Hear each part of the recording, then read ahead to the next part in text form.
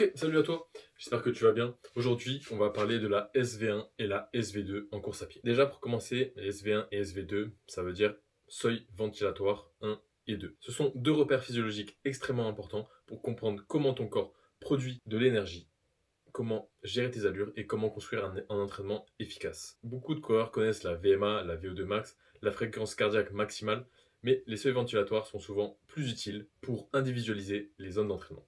Déjà, on va essayer de comprendre la base. Que se passe-t-il quand tu cours? Quand tu augmentes ton allure, tu consommes plus d'oxygène, ton cœur accélère, tes muscles demandent plus d'énergie et ta respiration augmente. Ton corps utilise principalement deux filières, le système aérobie et le système anaérobie. Le système aérobie va venir utiliser l'oxygène, il produit beaucoup d'énergie, il se fatigue peu et il est dominant sur des longues distances, comme 10 km, semi-marathon, marathon et plus. Le système anaérobie, quant à lui, produit rapidement de l'énergie sans utiliser suffisamment d'oxygène. Il produit davantage de sous-produits métaboliques et il est très puissant, mais il est limité dans le temps. Les seuils représentent donc les moments où ton organisme change de fonctionnement. Les seuils représentent donc les moments où ton organisme change de fonctionnement. Alors, le SV1, qu'est-ce que c'est? Par définition, le SV1 est le moment où ta respiration commence à changer de manière notable. Avant le SV1, tu es en totale aisance, tu peux parler normalement, ton effort est confortable. Après le SV1, tu respires plus fort, tu commences à utiliser davantage les glucides et l'effort devient plus sérieux. On l'appelle aussi le seuil aérobie, le premier seuil lactique ou le seuil d'endurance active. Imagine une sortie progressive, 10 km à l'heure. Tu discutes tranquillement, tu es sous la SV1. 12 km à l'heure, tu peux encore parler, mais tu dois faire des phrases plus courtes. Tu approches du coup ton SV1. À 13 km à l'heure, tu dois te concentrer, la respiration devient plus présente, et là, tu es autour de ton SV1. Au niveau des sensations pour la SV1, tu dois être capable de parler avec des phrases courtes, contrôler ta respiration et tenir longtemps. Mais ce n'est pas une promenade, et tu commences à sentir que tu cours. La SV1 se situe souvent autour de 70 à 85% de la FC max, et à 60 à 75% de la VMA. Mais cela dépend énormément du niveau d'entraînement. Un coureur très entraîné aura un SV1 beaucoup plus haut qu'un débutant. Du coup, on se pose la question, pourquoi entraîner le SV1?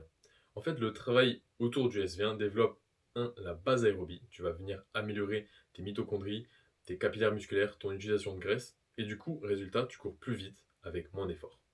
Deuxièmement, la résistance à la fatigue. Tu repousses le moment où ton corps commence à accumuler davantage de fatigue. Ça va être très important pour les marathons, le trail long et les semis. Troisièmement, l'économie de course. Ton corps devient plus efficace. Donc à allure identique, avant tu aurais été à une FC de 150 BPM. Après l'entraînement, tu pourrais être à 140 BPM par exemple. Les séances autour du SV1, ça va être de l'endurance fondamentale, par exemple 45 minutes à 1h15 avec une intensité facile, une respiration contrôlée et des conversions possibles. Donc ça, c'est plutôt sympathique si tu le fais avec un ami ou quelqu'un. Ensuite, de l'endurance active. Par exemple, 3 fois 10 minutes légèrement sous la SV1. Récupération 2 minutes de footing. Et l'objectif de tout ça, c'est d'habituer ton corps à rester longtemps proche de cette limite. Maintenant, on va parler de la SV2, le deuxième seuil ventilatoire. Par définition, le SV2 est un changement beaucoup plus brutal. C'est le moment où la ventilation explose, l'accumulation de lactate augmente fortement et où maintenir l'intensité devient difficile. Il correspond souvent au seuil aérobie ou au point de compensation respiratoire. Au niveau des sensations, sur la SV2, tu peux dire quelques mots, mais tu peux plus tenir une conversation, être détendu ou durer très longtemps. C'est une allure dure, mais contrôlée. Par exemple, un coureur pourrait faire un test progressif dans lequel 12 km à l'heure, c'est plutôt facile, 14 plutôt soutenu et 15,5 km à l'heure, ce serait dur mais stable. Du coup, la SV2 serait proche de 15,5 km à l'heure. Si à 16,5 km à l'heure, la fatigue arrive rapidement, c'est qu'on est au-dessus de la SV2. Si on parle concret, la SV2, c'est souvent environ 80 à 95% de la FC max et environ 80 à 90% de la VMA. Mais encore une fois, ce sont des moyennes. Du coup, maintenant, on se pose la question, pourquoi il faut entraîner le SV2?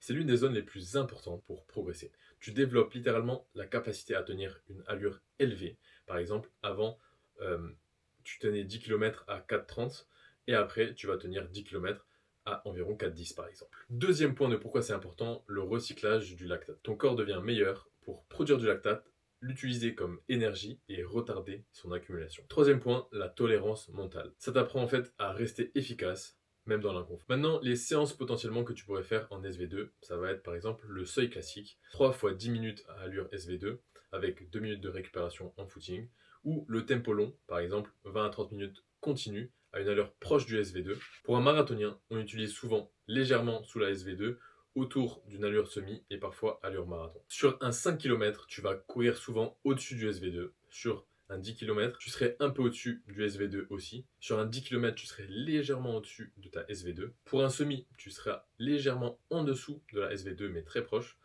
Et pour le marathon, majoritairement entre la SV1 et la SV2. C'est pour ça qu'on conseille aux marathoniens d'avoir une SV1 plutôt haute. Maintenant, comment trouver tes SV1 et SV2 sans laboratoire? Méthode 1, ça va être le TOL test. En SV1, tu peux parler, mais tu commences à devoir respirer davantage. En SV2, tu peux seulement sortir quelques mots.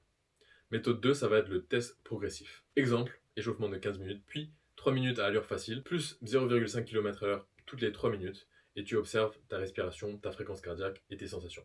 Les changements de comportement respiratoire indiquent les différents seuils. Tu as sûrement ta Garmin qui te donne tes différentes zones. Attention, les zones classiques Z1 et Z5 ne correspondent pas parfaitement au seuil. Mais grossièrement, Z1, Z2 basse, tu es en dessous de la SV1.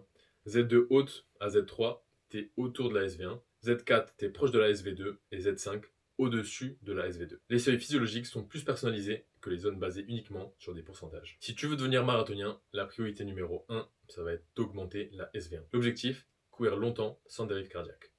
Tu vas faire du coup des séances EF, des sorties longues et de l'endurance active. La priorité numéro 2, ça va être de repousser la SV2. L'objectif va être de courir vite plus longtemps. Tu vas faire des séances tempo, seuil en allure semi. Priorité numéro 3, ça va être la VO2 max. Au-dessus de la SV2, objectif, augmenter le plafond. Tu peux faire des séances 30-30, 30 secondes d'effort, 30 secondes de récup, 400 mètres, 1000 mètres rapides. Tout ça, ça va contribuer à muscler ton cœur et donc augmenter ta VO2 max. Pour conclure, la SV1, c'est la frontière entre courir facilement et courir sérieusement. La SV2, c'est la frontière entre courir dur. La SV2, c'est la frontière entre courir dur mais contrôlé et basculer vers l'épuisement. Un coureur performant n'est pas seulement celui qui a une grosse VO2 max, c'est surtout celui qui arrive à courir proche de ses seuils avec une grande efficacité. Et n'oublie pas, après l'effort, la récup. Ciao.